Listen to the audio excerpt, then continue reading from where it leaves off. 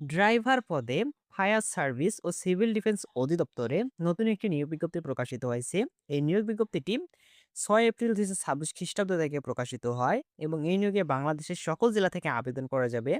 এখানে হচ্ছে ড্রাইভার পদ রয়েছে। ড্রাইভার পদে পদসংখ্যা রয়েছে 13টি এবং ড্রাইভার পদে আবেদনের জন্য যোগ্যতা লাগবে কমপক্ষে অষ্টম শ্রেণী পাস, বৈধ ড্রাইভিং লাইসেন্স সহ হালকা ও ভারী যানবাহন চালানোয় অভিজ্ঞতা সম্পন্ন হতে হবে। ভারী যানবাহন চালনে বৈধ লাইসেন্সধারী হতে হবে। শারীরিক যোগ্যতা লাগবে উচ্চতা ৫ ফুট ৪ ইঞ্চি ন্যূনতম। বুকের মাপ ৩২ ইঞ্চি ন্যূনতম। ওজন ১১০ পাউন্ড ন্যূনতম। প্রার্থীকে ত্রুটিমুক্ত শারীরিক গঠনের অধিকারী হতে হবে।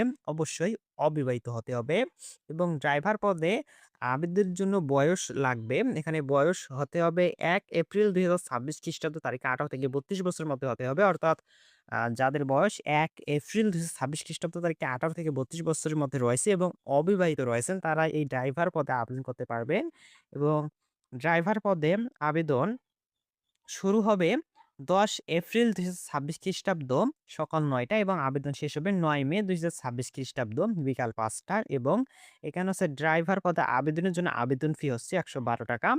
যারা ড্রাইভার পদে সরকারি চাকরি করতে চান, তাদের জন্য এটি একটি সুবর্ণ সুযোগ হতে পারে।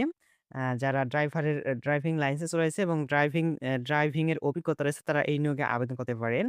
আ যারা ভিডিওটি এতক্ষণ পর্যন্ত দেখছেন, ভিডিওটিতে এখন পর্যন্ত লাইক দেননি, অবশ্যই ভিডিওতে লাইক দেবেন এবং চ্যানেলটি সাবস্ক্রাইব করে না থাকলেও অবশ্যই আমাদের ইউটিউব চ্যানেলটি সাবস্ক্রাইব করে দিবেন। কারণ চাকরির সব আপডেট আমাদের ইউটিউব চ্যানেলে প্রতিনিয়ত দেওয়া হয়ে থাকে। আর এই ভিডিওটি আপনার বন্ধুদের সাথেও শেয়ার করে দিন যাতে তারাও এই নিয়োগ বিজ্ঞপ্তি সম্পর্কে জানতে পারে। দেখা হবে পরবর্তী নতুন আরেকটি ভিডিওতে। ততক্ষণ পর্যন্ত সকলে ভালো থাকবেন, সুস্থ থাকবেন। আসসালামু আলাইকুম।